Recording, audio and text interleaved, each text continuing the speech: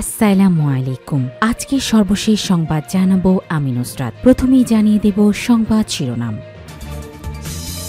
এইচএসসিতে pass ও GPA 5 কম কেন, যা বললেন শিক্ষা উপদেষ্টা। আদেশের খসড়া না দেখে সই করবে না এনসিপি।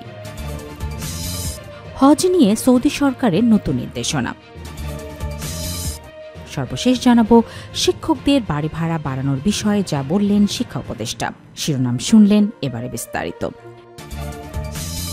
এইচএসসিতে পাস ও জিপিএ 5 কম কেন, যা বললেন শিক্ষা উপদেষ্টা। উচ্চ মাধ্যমিক পরীক্ষার এইচএসসিতে যারা ভালো ফল করেছে তাদের অভিনন্দন জানিয়ে অন্তর্বর্তী সরকারের শিক্ষা উপদেষ্টা অধ্যাপক সিআর আবরার বলেছেন, ফলাফল মানে শুধু একটি পরিসংখ্যান নয়, এটি পরিবার, আশা, পরিশ্রম এবং ভবিষ্যতের গল্প। তিনি বলেন, আজকের দিনটি সহজ নয়, না আমাদের শিক্ষার্থীদের জন্য, না অভিভাবকের জন্য, না শিক্ষা প্রশাসনের জন্য। শিক্ষা উপদেষ্টা বলেন, যাদের ফল প্রত্যাশা মতো হয়নি আমি তাদের প্রতি সহানুভূতি জানাই। আমি জানি হতাশা আছে, কিন্তু আমি বিশ্বাস করি এই মুহূর্তেও শেখার অংশ। তোমাদের পরিশ্রম কখনোই বৃথা যায় না। এইচএসসি 2025-এর ফল নিয়ে বৃহস্পতিবার সাংবাদিকদের সঙ্গে আলোচনা সভায় এসব কথা বলেন শিক্ষা উপদেষ্টা। চলতি বছরের এইচএসসি ও সমমান পরীক্ষার ফল প্রকাশিত হয়েছে। এবারের পরীক্ষায় গড় পাশের হার 58.83%। এবার জিপিএ 5 পেয়েছে 69,097 জন। 2024 সালের এইচএসসি পরীক্ষায় পাশের হার ছিল 77.78%। সেই হিসেবে এবার পাশের হার কমেছে 18.95%। এবছর এসএসসি ও এইচএসসি পরীক্ষার ফল অনেককে বিস্মিত করেছে। পাশের হার এবং জিপিএ 5 সংখ্যা আগের বছরের তুলনায় কম এবং প্রশ্ন উঠেছে কেন। এমন প্রশ্নের জবাবে শিক্ষা উপদেষ্টা বলেন, এর উত্তর জটিল নয়, বরং সহজ কিন্তু অস্বস্তিকর। বাংলাদেশে শেখার সংকট শুরু হয় খুব শুরুর দিকেই। প্রাথমিক স্তর থেকেই শেখার ঘাটতি তৈরি হয় এবং সেই ঘাটতি বছরের পর বছর সঞ্চিত হয়। কিন্তু আমরা দীর্ঘদিন এই বাস্তবতার মুখোমুখি হতে চাইনি। তিনি আরও বলেন, আমরা এমন এক সংস্কৃতি গড়ে তুলেছি যেখানে সংখ্যাই সত্য হয়ে উঠেছিল। পাশের হারই সাফল্যের প্রতীক। জিপিএ 5-এর সংখ্যা ছিল তৃপ্তির মানদণ্ড। ফল ভালো দেখাতে গিয়ে আমাদের অজান্তেই শেখার প্রকৃত সংকট আড়াল করেছি। আজ আমি সেই সংস্কৃতির পরিবর্তন চাই। শিক্ষা উপদেষ্টা বলেন, একজন দায়িত্বশীল উপদেষ্টা হিসেবে আমি চাই শিক্ষা ব্যবস্থা আবার বাস্তবতাকে প্রতিফলিত করুক। যে ফলাফল শিক্ষার্থীর শিক্ষাকে সত্যিকারের মূল্যায়ন করে সেটিই হোক আমাদের সাফল্যের মানদণ্ড। চলতি বছরে এসএসসি পরীক্ষার ফলাফল প্রকাশের পর মূল্যায়ন প্রক্রিয়া নিয়ে যে উদ্যোগ ছিল তা মন্ত্রণালয় গুরুত্ব দিয়ে বিবেচনা করেছে বলে জানিয়েছেন শিক্ষা উপদেষ্টা। আদেশের খসড়া না দেখে সই করবে না এনসিপি। জাতীয় নাগরিক পার্টির এনসিপির আহ্বায়ক নাহিদ ইসলাম বলেছেন, জুলাই সনদ বাস্তবায়ন আদেশের সনদ স্বাক্ষরের আগেই প্রকাশ করতে হবে। জুলাই সনদ বাস্তবায়ন আদেশ জনগণের সার্বভৌম অভিপ্রায় অনুসারে প্রধান উপদেষ্টা জারি করবেন। জুলাই সনদ স্বাক্ষরের আগেই সনদ বাস্তবায়নের যে আদেশটা হবে সে আদেশের খসড়ায় আমাদের ঐক্যমত্য হতে হবে। তার উপর ভিত্তি করে আমরা জুলাই সনদে স্বাক্ষরের বিষয়টা বিবেচনা করব। তিনি আরও বলেন, আদেশের টেক্সট যেটা তার খসড়া আমরা আগে দেখতে চাই। ডক্টর ইউনূস তিনি যেহেতু জুলাই গণ অভ্যুত্থানের শক্তিতে সরকার গঠন করেছেন, সেই জায়গা থেকে সেটা প্রেসিডেন্ট নয় বরং গভর্নমেন্ট হিসাবে ডক্টর ইউনূস জারি করবেন। বৃহস্পতিবার 16 অক্টোবর সকালে এক সংবাদ সম্মেলনে এই কথা বলেন দলটির আহ্বায়ক নাহিদ ইসলাম। জুলাই সনদে কোনো ছাড় নয় উল্লেখ করে তিনি বলেন, আইনি ভিত্তি ছাড়া কোনো নাটকীয়তায় অংশ নেবে না এনসিপি। জুলাই ঘোষণাপত্রের বিষয়বস্তু নিয়ে প্রতারণা করা হয়েছে অভিযোগ তুলে নাহিদ ইসলাম বলেন, বিষয়বস্তু রাজনৈতিক দলকে দেখানো হয়নি, অনেক ন্যারেটিভ সেখানে উঠে আসেনি। এনসিপির আহ্বায়ক বলেন, ঐক্যমত্য না হওয়া 84টি বিষয় গণভোটের আওতায় আনতে হবে। তার মতে আইনি ভিত্তির আগে জুলাই সনদ স্বাক্ষর কেবলই আনুষ্ঠানিকতা। তবে জনগণ চাইলে সনদ অনুমোদিত হবে, যা নির্বাচিত সরকার বাস্তবায়ন করবে। জুলাই সনদ নিয়ে লোক দেখানো আনুষ্ঠানিকতার প্রয়োজন নেই উল্লেখ করে নাহিদ বলেন, ঘোষণাপত্র নিয়ে প্রতারণা করা হয়েছে। সনদের আইনি ভিত্তি ছাড়া কোনো নাটকীয়তায় অংশগ্রহণ করবে না এনসিপি। হজ নিয়ে সৌদি সরকারের নতুন নির্দেশনা।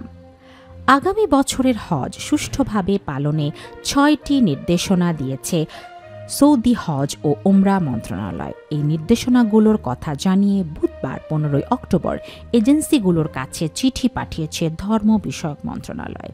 চাঁদ দেখা সাপেক্ষে আগামী বছরের 26শে মে সৌদি আরবে পবিত্র হজ অনুষ্ঠিত হবে। চলতি বছর বাংলাদেশের হজের কোটা 1,27,198 জন। হজে যেতে প্রাথমিক নিবন্ধন শেষ হচ্ছে বৃহস্পতিবার 16 অক্টোবর। সৌদি সরকারের 6 নির্দেশনা হল: হজ চুক্তির খসড়া প্রণয়নের লক্ষ্যে বাংলাদেশের সরকারি ও বেসরকারি মাধ্যমের হজযাত্রীর সংখ্যা, জেদ্দা ও মদিনা বিমানবন্দরের মাধ্যমে গমনকারী হজযাত্রীদের সংখ্যা ইত্যাদি তথ্য জরুরি ভিত্তিতে প্রেরণ, হজযাত্রী শিফটিং অর্থাৎ এক ভবনে হজযাত্রী প্রবেশের পর অন্য ভবনে স্থানান্তর, মাসার সিস্টেমে এক ভবনের তথ্য দিয়ে হজযাত্রীদের অন্য ভবনে আবাসনের ব্যবস্থাকরণ, অঅনুমোদিত বা মাসার সিস্টেমের বাইরে চুক্তিবদ্ধ ভবনে হজযাত্রীর আবাসন করা যাবে না। সৌদি হজ ও উমরা মন্ত্রণালয় এমন কোনো প্রমাণ পেলে সংশ্লিষ্ট এজেন্সিসহ এজেন্সি প্রধানকে কালো তালিকাভুক্ত করবে এবং সৌদি আরবে প্রবেশে স্থায়ীভাবে নিষেধাজ্ঞা আরোপ করবে। গত বছরে অর্থাৎ 2025-এর হজ মৌসুমে মন্ত্রণালয়ের কালো তালিকাভুক্ত কোনো এজেন্সি হজ পরিচালনায় অংশ নিতে পারবে না।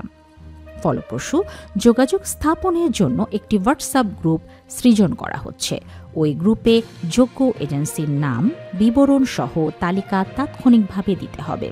গ্রুপে অনতিবিলম্বে বাংলাদেশের 2026 হজ মৌসুমে মোট হজযাত্রীর সংখ্যা, সরকারি ও বেসরকারি মাধ্যমে হজযাত্রীর সংখ্যা, তাঁবু বুকিং সংক্রান্ত তথ্য, মনোনীত লিড এজেন্সির তালিকা, লিড এজেন্সির হজযাত্রীর সংখ্যা, লিড এজেন্সির ওয়ালেট, অর্থ আনয়ন সংক্রান্ত তথ্য, লিড এজেন্সির IBAN নম্বর এবং বাংলাদেশি ব্যাংক অ্যাকাউন্ট সংক্রান্ত তথ্য বিনা ব্যর্থতায় আপলোড করতে হবে। সৌদি স্বাস্থ্য মন্ত্রণালয় কর্তৃক চিহ্নিত 9 ধরনের জটিল রোগে আক্রান্ত ব্যক্তিরা হজ পালনে সৌদি আরবে যেতে পারবেন না। প্রত্যেক হজযাত্রীর স্বাস্থ্য বিষয়ে হজ অ্যাফেয়ার্স সার্টিফিকেট দেবে। সার্টিফিকেট প্রাপ্তি সাপেক্ষে হজযাত্রীদের ভিসা দেয়া হবে।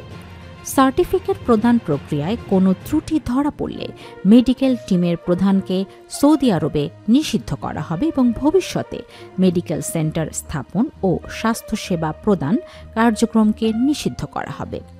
হজ অ্যাফেয়ার্স অফিসের প্রধানকে নিষিদ্ধ করা হবে এবং পরবর্তী বছরের হজযাত্রী কোটায় তার প্রভাব পড়বে। 2026 হজ মৌসুমে হজযাত্রীদের নুসুক কার্ড সৌদি আরবের বিমানবন্দর থেকে হোটেলে পরিবহনকারী বাসে সরবরাহ করা হবে। এই লক্ষ্যে প্রতিটি হজ কার্যক্রম পরিচালনাকারী সংস্থাকে সঠিক ও সম্পূর্ণভাবে হজযাত্রীর মক্কা ও মদিনায় হোটেলের নাম, ঠিকানা, কক্ষ নাম্বার ও বেড নম্বর আগেই সরবরাহ করতে হবে। এসব তথ্য নুসুক কার্ডে সন্নিবেশ করা হবে। শিক্ষকদের বাড়ি ভাড়া বাড়ানোর বিষয়ে যা বললেন শিক্ষা উপদেষ্টা। শিক্ষা উপদেষ্টা অধ্যাপক ডক্টর CR আবরার বলেছেন, বর্তমানে শিক্ষক সংগঠনগুলো বাড়ি ভাড়া 20% বৃদ্ধি সহ অন্যান্য দাবিতে আন্দোলন করেছেন। সরকারের আর্থিক বাস্তবতা অনুযায়ী 5% বৃদ্ধি অর্থাৎ ন্যূনতম 2,000 টাকা নিয়ে আলোচনা চলছে। বৃহস্পতিবার 16 অক্টোবর শিক্ষা মন্ত্রণালয়ের সংবাদ সম্মেলনে তিনি এসব কথা বলেন। শিক্ষা উপদেষ্টা বলেন, আমি শুরু থেকেই শিক্ষকদের বেতন, প্রশিক্ষণ ও মর্যাদা বৃদ্ধির পক্ষে সোচ্চার। আমার মন্ত্রিসভার সহকর্মীরাও এই বিষয়ে সহানুভূতিশীল। তিনি বলেন, আমি বিশ্বাস করি নতুন বেতন কমিশনারের সুপারিশে আগামী বছর আরও সম্মানজনক কাঠামোর দিকে যেতে পারব। সরকার শতাংশভিত্তিক বাড়ি ভাড়ার বিষয়ে শিক্ষকগণের দাবির প্রতি শ্রদ্ধাশীল এবং সংবেদনশীল। শিক্ষা উপদেষ্টা বলেন, সামর্থ্য অনুযায়ী শতাংশভিত্তিক বাড়ি ভাড়া দেওয়ার বিষয়টি সরকার সক্রিয়ভাবে বিবেচনা করছে। একই সঙ্গে আমরা শিক্ষকদের পেশাগত উন্নয়ন ও প্রশিক্ষণ ব্যবস্থাকে আধুনিকায়নের দিকেও কাজ করছি, কারণ বেতন শুধু নয়, সম্মান ও সক্ষমতাও গুরুত্বপূর্ণ।